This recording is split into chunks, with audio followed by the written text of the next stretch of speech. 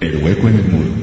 Como siempre, en este espacio de la Red de la Diversidad, vamos a darle la bienvenida a nuestro amigo, a nuestro compañero Rafael Bautista, filósofo boliviano, con aportes que se van sumando a lo que va siendo ya una necesidad de hacer reflexiones, la necesidad de aportar para poder entender el periodo que vamos atravesando. Gracias por atendernos durante estos minutos, Rafael. Un saludo a todos los de Yambatirenda. Estamos en una situación en la que parece se nos va complicando, no solamente a nivel nacional, sino a nivel internacional, la situación de crisis, ya no solamente sanitaria, sino también política, geopolítica, económica. A nivel nacional estamos atravesando también por un periodo bastante delicado, la posibilidad de que las elecciones se posterguen hasta el próximo año, con la posibilidad también de que tengamos una asamblea que se cierre. Esto daría a nuevas armas, nuevos instrumentos para el gobierno de facto, en medio de una crisis que hasta ahora el gobierno no ha sabido manejarla, a pesar de los anuncios de que ha hecho, de que estábamos preparados como Estado para hacer frente al coronavirus. Aún esa estrategia que haga frente a esta pandemia recién se viene trabajando en ello y no sabemos si van a presentar o van a poner en marcha este plan. Es la situación bastante complicada, sobre todo a partir del ocultamiento de información que se viene produciendo, no solamente en Bolivia, sino en varios países del mundo. Una situación muy complicada, pero seguramente también hay elementos que van surgiendo, que van haciendo cada vez más fuerzas, Rafael, y en ese sentido una de las cosas que se destacan a nivel mundial, las manifestaciones de experiencias de trabajo comunal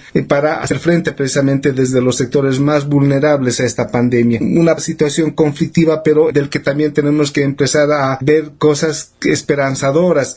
Con todo eso, Rafael, como siempre, es importante el aporte que tú puedas hacer para poder entender y encontrar caminos cada vez más claros de salida. ¿Cuál tu mirada ya a este mes de cuarentena en Bolivia? Pues en referencia al aspecto local, si te das de cuenta, pareciera que el desdén de las autoridades no es improvisado, sino que tiene lógica. Porque no es solamente en Bolivia, es sobre todo en la región, es en varios países latinoamericanos que tienen gobiernos antipopulares, se está dibujando o se está perfilando una geopolítica del virus a nivel global y que incide básicamente en los sectores más vulnerables. A nivel global, has visto el dibujo del trazado que ha descrito la pandemia esta y que curiosamente ha afectado y está afectando al mapa de la nueva ruta de la seda. Eso ya lo habíamos comentado en veces anteriores. Y en el caso de nuestros países, la geopolítica de la pandemia pareciera estar dirigida a los sectores más vulnerables. Imagínate en Estados Unidos, sobre todo en Nueva York, los lugares donde se ha generado focos de infección masivo es precisamente en lugares donde habitan la población latina y afroamericana, o sea, sectores de los más pobres. Y las cifras que dan en ese país son aproximativas porque la cantidad de gente ilegal que existe en Estados Unidos en el ámbito de los latinos nos hace pensar que las cifras que está mostrando en los decesos, sobre todo en Nueva York, en el área metropolitana, etcétera, y en California, no se acercan a las cifras reales que estaría sucediendo. Y en el caso nuestro, este desdén y este tipo de afirmaciones bastante preocupantes y hasta insensatas de las autoridades, pues pareciera que es algo ya que tiene un guión establecido. Como te decía, ya no es solamente en nuestro país, es en varios países, empezando desde Brasil y terminando en Chile y Ecuador, donde vemos situaciones similares a la que está sucediendo en Bolivia. Es decir, el abandono sistemático del pueblo, de los sectores más populares, que son los más vulnerables, cuando las políticas de salud se han inclinado decisivamente por su privatización, dejando desnudo un sistema sanitario que frente a un fenómeno que es público como el fenómeno pandémico, muestra que una de las políticas del neoliberalismo, que fue la continua y sistemática privatización de la salud, está llevando a mostrar cómo el mundo estaba completamente desarmado frente a este tipo de epidemias, porque precisamente fue desmontado sus sistemas de salud pública. Cuando el sistema de salud se va privatizando, no se tiene ni les interesa en lo más mínimo una política de salud que pueda enfrentar este tipo de pandemias y epidemias que se dan no a nivel privado, sino a nivel general. Entonces ahí vemos cómo este desmoronamiento del neoliberalismo a muchos les sonaría cuando fue teoría como algo esperanzador o visto de modo hasta feliz, el desmoronamiento de este modelo. Desgraciadamente lo que está mostrando es que cuando se desmorona esto, se desmorona la capacidad estatal, se desmorona hasta la propia cohesión nacional, y estamos viendo cómo nuestros países están preocupantemente tendiendo a la desintegración estatal con este tipo de fenómenos. Ya no solamente en la cuestión económica, por el desmoronamiento del aparato productivo en estos meses de reclusión y cuarentena, sino porque frente a un fenómeno que es muy complejo y está prácticamente deshaciendo los elementos de cohesión social, vemos la incertidumbre y la zozobra son capaces en este tipo de fenómenos de atentar seriamente, incluso ya no solamente a la economía, sino incluso también a la cohesión nacional. Por eso, si te acuerdas cuando hacíamos la visión geopolítica del golpe de Estado en Bolivia, y decíamos, no es un golpe solamente a un gobierno, tampoco a un país, sino que es un golpe continental. Esto estaría reforzándose con el modo como estos gobiernos antipopulares están enfrentando este fenómeno que está llevando al desmoronamiento de nuestros estados, al desmoronamiento de la cohesión nacional, y lo cual va a llevar a una situación de quiebra estatal, pero ya no solamente quiebra en sentido económico, sino quiebra absoluta de los estados nuestros, y eso inclina aún más la hipótesis de que esta fue una pandemia inducida y provocada para generar este tipo de desmoronamiento estatal, sobre todo en el cordón de la periferia de los países subdesarrollados o en procesos de desarrollo, y que es lo único que haría posible un reseteamiento del propio capitalismo, del propio proyecto neoliberal, para que el ámbito financiero saque otra vez la mejor tajada de esta crisis. No nos olvidemos que el capitalismo vive de crisis, genera crisis, se alimenta de las crisis, vive de la crisis, es como el cáncer. Y solamente puede acabarse cuando el capitalismo como cáncer acaba con el sistema vital que lo ha hecho posible. Y esto es lo peligroso, y esto es lo que estamos viendo, y que está mostrándonos una escenografía bastante preocupante a nivel mundial, y que de esto muchos estados no podrían salir vivos de esto, no podrían sobrevivir ante esto que estamos viviendo. Esto que vamos viviendo con esta desestructuración de los estados, las señales son bastante evidentes, sobre todo en países como los nuestros. Sin embargo, también hay algunas posiciones al interior mismo de estos sectores de accionarios en cada uno de nuestros países que podrían de alguna manera plantear una cierta defensa de esa estatalidad. Me refiero a las actitudes, por ejemplo, como las que ha asumido el sector militar en el Brasil en cuanto a la cuarentena, precisamente para preservar el capital humano, eso lo pondremos entre comillas, pero también la posibilidad de poder nuevamente volver a la producción estatal. Sin embargo, esto dependería de la capacidad de estos mismos sectores, que ya hemos visto que muchos de nuestros países como los nuestros, por ejemplo, no la tienen. Es decir, estaríamos inevitablemente avanzando hacia esa desestructuración por un lado, y por otro lado la capacidad de las organizaciones populares, las organizaciones sociales a partir de la cuarentena también se encuentran en una situación muy difícil, complicada, como para hacer frente a esto que parece inminente. ¿Eso es así? ¿Cuál es tu interpretación de todo esto en cuanto a las posibilidades de frenar esa intención de desestructurar los estados? Bueno, hay dos elementos, ¿no? El primero, desgraciadamente nuestros ejércitos han sido formados contra su propia nación, contra su propio pueblo. Y es lo que hemos visto en el golpe en Bolivia, ¿no? Por eso no hay capacidad en el ámbito militar, sobre todo en nuestros países que tienen gobiernos antipopulares, de coadyuvar o de generar un colchón de ayuda estatal que pueda paliar, digamos, aquellas cuestiones en las cuales el sector sanitario, el sector de salud no puede realizar. Eso por un lado, ¿no? Ahí el ámbito militar, cuando se forma contra su nación, pues prácticamente no tiene ningún tipo de incidencia de carácter más positivo en este tipo de circunstancias.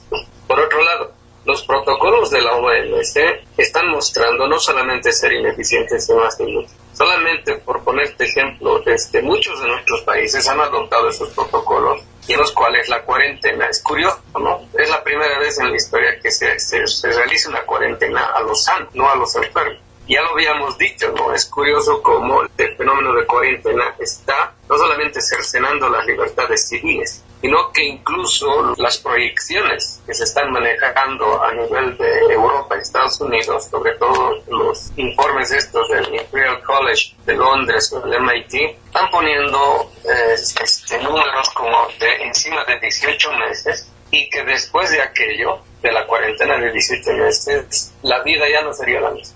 Y eso tiene que ver básicamente con ya no solamente cercenar las libertades civiles, sino básicamente el imponer un estado de sitio a nivel global, lo cual generaría una anormalidad en la vida pública, en la vida social, que prácticamente nos llevaría a un estado de panóptico, como habíamos visto anteriormente, en el cual incluso gente como Bill Gates ya está proponiendo el uso de pasaportes que mapeen la enfermedad, los contagios, de tal modo de que el mundo entero esté controlado. O sea, una de las cosas que están proyectando es que después de esto, el control sería sistemático, cercenador de todas las libertades civiles y que atenta básicamente al derecho de protesta. O sea, después de esto no existiría la posibilidad de manifestación popular, de manifestación social, etcétera, y que la pandemia lo que haría es normalizar una situación de estado de sitio a nivel global donde la militarización de la vida humana sea la nueva normalidad. Entonces, es por eso que también las grandes epidemias, si bien tienen como consecuencia una gran cantidad de muertes, también han servido para provocar revueltas y cambios de regímenes políticos. Por eso no es alocado pensar un carácter provocado de modo sistemático, porque la pandemia ha dibujado geopolíticamente a los países afectados, que no solamente conforman el famoso eje del mal según Estados Unidos, sino que aquellos que estaban inclinándose por ser parte de la nueva ruta de la seda que proponía China, entre ellos Italia, por ejemplo. Entonces, este tipo de fenómeno que estamos viendo en la actualidad nos lleva a pensar que detrás de esto hay una política oculta, encubierta, la política profunda, que si uno empieza a desentrañar las consecuencias de todo esto, nos lleva a una suerte de escenografía bastante preocupante. Ahora, después de esto, lo que habría que hacer es, evidenciando las consecuencias de la pandemia en un orden post-pandemia, cuáles serían las alternativas, cuáles serían los escenarios posibles, probables, desde los cuales se puede enfrentar de un modo más esperanzado este desmoronamiento, ya no solamente del capitalismo, sino del horizonte de expectativas del mundo moderno, porque no solamente habíamos señalado reiteradamente de que el capitalismo es el hijo de un horizonte civilizatorio que ha parido un sistema económico de producción de la muerte que se sostiene en los mitos que este horizonte civilizatorio ha producido como dioses sustitutivos para que la humanidad se vea en una suerte de fetichismo subordinada a leyes que actúan a espaldas de los actores, de los sujetos y de la propia humanidad. Estos son el mercado y el capital, son los nuevos dioses sustitutivos a los cuales se quiere salvar, y ahora de modo literal, a costa de la humanidad y de la naturaleza. Y cuando decimos a costa de la humanidad y de la humanidad, queremos señalar esta planificación neomalthusiana que el 1% de los billonarios del mundo ha estado planteando ya desde el 72, la reducción de la población humana que ya no le sirve al capital.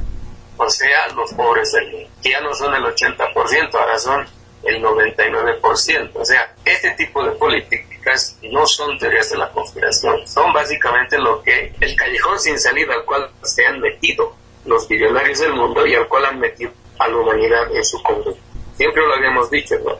El desarrollo no es posible para todos. El desarrollo tiene que producir su desarrollo, es decir, el desarrollo tiene que producir miseria para garantizar el progreso y el desarrollo del primer mundo. Y esto tiene que tener un límite. Tiene que llegar a un punto en el cual ya no sea posible seguir insistiendo en la política del desarrollo, del crecimiento, de la economía del crecimiento, etcétera. Entonces estamos llegando a eso. Y frente a eso, la humanidad tiene que despertar, porque es básicamente la forma de vida la que está seriamente cuestionada, la forma de vida moderna es la que está seriamente cuestionada con este fenómeno de la pandemia global. Una de las cosas que ha sido planteando permanentemente tiene que ver con qué escenarios más esperanzadores deberían surgir de los sectores populares. Sin embargo, estas experiencias a nivel popular de solidaridad, de reciprocidad, de comunalidad, evidentemente también están siendo limitadas, están siendo desde los mismos gobiernos invisibilizadas. Es decir, esas formas de resolver las necesidades urgentes de la gente en medio de la cuarentena no son promovidas ni son visibilizadas e incluso son reprimidas desde los mismos gobiernos. Es decir, se está coartando también la posibilidad de que se desarrolle desde lo popular las salidas a la pandemia que vamos viviendo, que ya no solamente muestra una crisis sanitaria, sino una crisis política. Sí, ahí por ejemplo hay que destacar lo siguiente. La cuarentena, habíamos dicho, no es una medida de carácter preventivo terapéutico, ¿no? Es una medida administrativa. Detrás de aquello se encuentra una política sistemática de reclusión y de ataque, ya no solamente a la capacidad de resistencia, sino a la capacidad organizativa, porque para que el pueblo se organice no puede estar recluido, no puede estar separado. El pueblo necesita, para enfrentar este tipo de acontecimientos, organizarse, pero si la organización está siendo atacada y reprimida, entonces no hay posibilidad de aquello. Si te das cuenta, detrás de eso, detrás de la cuarentena, de la reclusión obligada, hay política encubierta de mermar seriamente la capacidad de organización que pueda tener el pueblo. Y esto también es preocupante, ¿no? Estamos viendo en nuestro país cómo hay sectores, hay regiones en el país sumamente organizadas como en el Chapare y que precisamente ahí van militares, policías, va el gobierno a cercenar esa capacidad organizativa. Es decir, detrás de la cuarentena pareciera que hay una política de ataque y cercenamiento de las libertades organizativas del pueblo en su conjunto. A partir de eso es que mucha gente ya está empezando a testimoniar cómo, más allá de los protocolos de la OMS, es más, saliéndose de esos protocolos, incluso en Italia hay pueblos que han superado o han enfrentado de modo más positivo el fenómeno.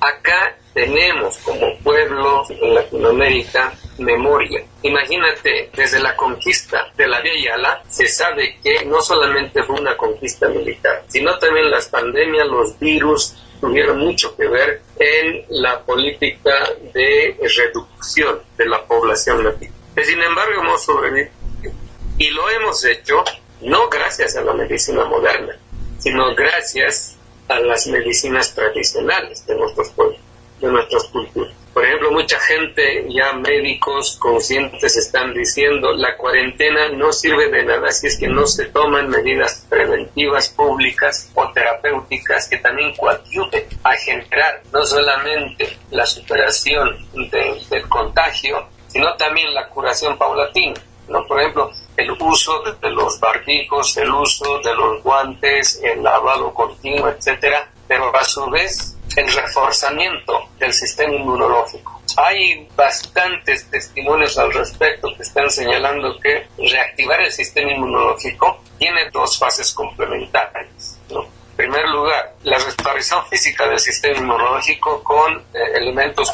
como el ajo, la cebolla, la miel, el limón, el jengibre, ¿no? Entonces, en primer lugar, reforzar el sistema inmunológico en este tipo de casos es fundamental, sobre todo en nuestros países que ahorita ya estamos ingresando al invierno, donde vamos a estar más, si tú quieres, vulnerables con las gripas y la tos, etc. Otro es generar una suerte de confianza moral y anímica en los ciudadanos. Y la cuarentena no coadyuva eso. La cuarentena merma esa capacidad de serenidad, de paz que pueda generar este reforzamiento del sistema inmunológico en el aspecto anímico. Hay que señalar de modo repetido y continuo.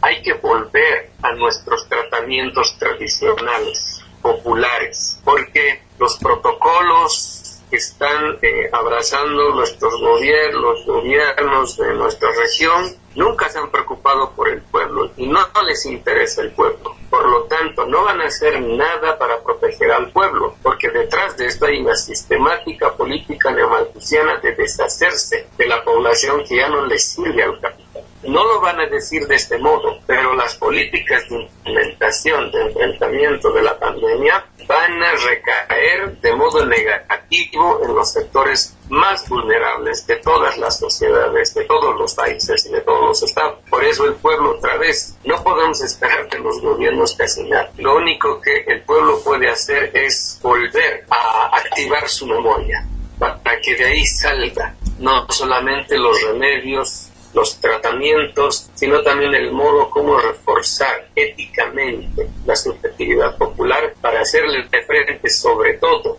a lo que está generando de modo anímico este tipo de cuarentenas que, como ya decimos, tienen otro tipo de finalidades. Y a esto también hay que añadirle lo siguiente: si la capacidad organizativa del pueblo está seriamente afectada con este fenómeno de la reclusión obligada, tenemos que idearnos modos imaginativos para reponer esa capacidad organizativa en una situación ya demasiado adversa que nunca antes habíamos imaginado. Pues siempre hemos tenido en cuenta de que organizarse es difícil, pero con una reclusión obligada y una cuarentena obligada es más difícil todavía.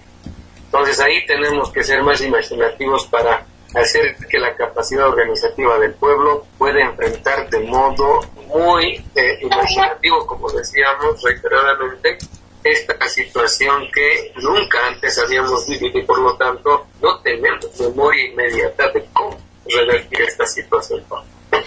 ¿Cómo hacemos para que esos dos elementos que has mencionado, reforzar nuestro sistema inmunológico como que está a la mano? Es algo que frecuentemente se practica, sobre todo desde los sectores populares. Sin embargo, ese otro elemento de reforzar la subjetividad, la fuerza moral, sobre eso evidentemente es donde más creo que estamos desarmados por esa misma situación de aislamiento a la que estamos siendo obligados. Porque lo contrario significaría romper este aislamiento y enfrentarse a las políticas represivas del gobierno, porque no solamente estamos hablando de romper el cerco físico, es decir, el de salir a la calle, sino también aquello que ya ha planteado el gobierno, ¿no? El patrullaje cibernético que implica, por ejemplo, toda forma de organización también a partir de las redes digitales. Entonces la situación es bastante complicada y entonces hacia dónde se apunta es un desafío que pues está en el mismo pueblo el asumirlo y desarrollarlo,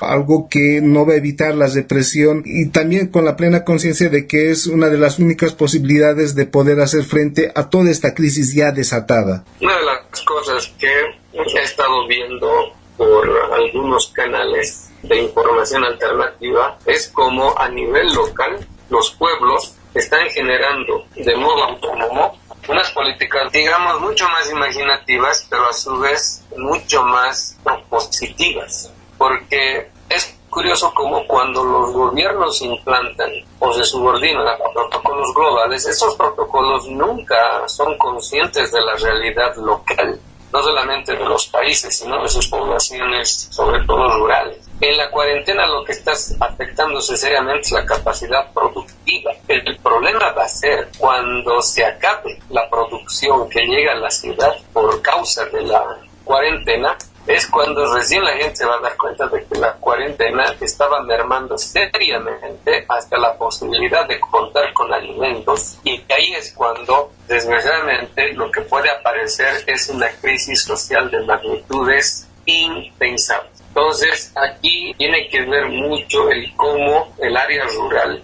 pueda manejar de modo local modos de enfrentar esta pandemia sin recurrir a una cuarentena absoluta. Y lo mismo, los ámbitos más populares de las ciudades, tiene que aparecer algo similar, de que aún en cuarentena se pueda de algún modo establecer circuitos o cordones de distribución que hagan que no se pierda la producción, porque hay mucha producción que se echamos a perder. El gobierno debería garantizar eso, los gobiernos deberían ser los más interesados en garantizar no solamente la distribución, sino sobre todo la producción local. Porque después del fenómeno pandémico, en un mundo post-pandemia, los cordones de distribución van a ser seriamente afectados. Ya no se va a poder gozar con esa alegre importación de productos mundiales de todo el globo. Y aquí las políticas de sobrevivencia van a tener que pensar seriamente en el aprovisionamiento local, es decir, apuntar a una retoma de una política de soberanía alimentaria. Eso es lo que está seriamente puesto en duda ahorita con lo que la globalización ha producido, ¿no? Los países se ven obligados a la importación hasta de alimentos, pero con este fenómeno que muchos están diciendo de que esto no solamente va a durar el tiempo de la cuarentena, sino por la capacidad de mutación que tienen estos virus, va a prolongarse aún más. Entonces tienen que los gobiernos adoptar políticas de sobrevivencia que apunten a políticas de soberanía alimentaria. Entonces todo esto va a cambiar definitivamente, no solamente la convivencia, sino también el orden mundial. Por eso ahorita, por ejemplo, la política de sobrevivencia del imperio en decadencia está llevando a situaciones pero ya tan insanas de querer cobrarle a China, por ejemplo, lo que el mismo Estados Unidos ha producido, ¿no? Y hay una suerte de comunicados que están empezando a emitir algunos políticos en Estados Unidos de cobrarle monetariamente a China el desmoronamiento de la economía norteamericana. Y cosa curiosa, ¿no? Ya ponen cifras muy parecidas a la deuda norteamericana o al déficit que tiene la economía norteamericana hoy en día. Entonces, si te das cuenta, que no solamente Europa, Estados Unidos, sino que muchos países que ya se preciaban de haber ingresado al famoso primer mundo, están viendo seriamente afectadas sus propias pretensiones en un nuevo orden que básicamente está diciéndonos lo siguiente. Después de esto va a haber quiebras estatales, países van a entrar en quiebra y el FMI va a tener la potestad de decidir qué países son sujetos de deuda y qué países no. Por lo tanto, esos países que no son sujetos de deuda los van a dejar morirse. Y no van a ser pocos países. Entonces esto es una nueva suerte de clasificación mundial entre quienes salvamos y quienes no, quienes dejamos morir. Y esta es una política que el capitalismo siempre ha adoptado, pero nunca de modo tan evidente como está sucediendo en la actualidad. Por eso, alguna vez decíamos, ¿no? Con la muerte del capitalismo, lo triste y lo preocupante es que esta muerte puede arrastrar la muerte de la humanidad. Desgraciadamente, la humanidad ha sido atravesada por el horizonte de expectativas moderno y esto le ha conducido a la humanidad también a este callejón sin salida en el cual nos encontramos. Por eso, si lo que está en cuestionamiento de modo ya evidente, palpable, es la forma de vida moderna, ahora con mayor insistencia tenemos que insistir en una nueva forma de vida. Y es lo que fue el contenido sustancial de la propuesta boliviana al mundo con el Summa Camaño, o el llamado vivir bien. Y esto tiene que ahora ser más insistente en la proyección que la humanidad pueda proponerse a sí misma de cambiar de forma de vida. Es lo que un enfermo crónico sabe. No le va a curar una medicina, un jarabe o una pastilla. Tiene que cambiar de forma de vida. Y hoy en día la humanidad ha sido arrastrada a esta situación porque ha insistido en una forma de vida. En última instancia, es más bien una forma de producción sistemática de muerte. Si seguimos en eso, nos vamos a encontrar en el callejón sin salida del laberinto de la modernidad. Pero si cambiamos de expectativa, si cambiamos de horizonte, vamos a hallar alternativas y salidas, porque ya no nos vamos a recluir en ese callejón sin salida, sino que vamos a poder salir existencialmente de ese encierro, de esa reclusión, y poder atisbar, avisorar otro tipo de horizontes, otro tipo de alternativas que están en nuestras narices, pero hemos perdido la capacidad de verlas y evidenciarlas. Por eso hay que volver a lo nuestro, hay que siempre volver a lo local. Desde lo local es como uno se proyecta como universal, pero siempre desde lo local. Por eso se dice, si quieres ser verdaderamente universal, primero tienes que ser profundamente local. Y eso es, creo, una de las lecciones que tenemos que aprender de esta pandemia. También quiero sumar eso que decías, algo que popularmente también se dice: cuando uno pierde algo o se pierde en algo, es importante volver al punto donde está nuestra última referencia de lo que somos o de lo que teníamos. Por esto mismo entiendo, por todo lo que nos has conversado en esta ocasión, la urgencia de poder asumir esa otra mirada de lo que implica la pandemia. Mediáticamente lo que se maneja es de que esto es transitorio y que pronto vamos a volver a una normalidad. Cuando todo esto pase vamos a volver a abrazarnos, vamos a volver a encontrarnos, va a ser todo como antes era. Sin embargo, el desafío es otro, por lo que nos vienes planteando, y es esa necesidad de volver con urgencia a esas otras prácticas, a esas otras miradas, a esos otros sueños, donde vamos a poder encontrar o donde están eso que fuimos, eso que perdimos y que es necesario para poder salir de la crisis, de esta crisis global, tener claro ese propósito. Rafael, como siempre, el tiempo nos permite continuar más adelante estas conversaciones, porque es importante continuarlas. Por eso, nuevamente, ya con una invitación a que podamos encontrarnos próximamente a través del medio, unas últimas palabras para poderlas compartir con la audiencia. Sí, hay que reiterar siempre la comunidad, que es lo que nos ha privado la modernidad del capitalismo, nos ha convertido en individuos egocéntricos, egoístas y ególatras. La comunidad no es algo que está en el pasado, no es algo que está atrás. La comunidad es algo que se produce. Y produciendo comunidad es como se produce la verdadera esencia de la humanidad. El reto está en eso. Ahora la gente creo que está dándose cuenta la importancia de la cercanía, del cara a cara, de la relación cara a cara. Esa relación nada lo puede ser. Y este mundo cibernético, tecnologizado, computarizado, virtual, nos está quitando eso. Por eso decimos, ¿no? Hasta de las piedras que nos ponen en el camino, hasta con esas piedras hay que construir. Y esta pandemia que sucede a nivel global nos está permitiendo la posibilidad de tematizar y de pensar seriamente en cuestionar la forma de vida que hemos adquirido y que nos está matando de a poco, de modo sistemático. Nos está matando en el consumo diario que hacemos, no solamente de comida basura, de comida chatarra, sino de noticias basura, de pensamiento basura, de literatura basura, que no genera ningún ápice de criticidad en nuestras vidas para que seamos sujetos de nuestra propia vida, sino que nos enferman de modo crónico para que seamos actores ya ni siquiera de los pasivos, sino que ya ni seamos actores de nada,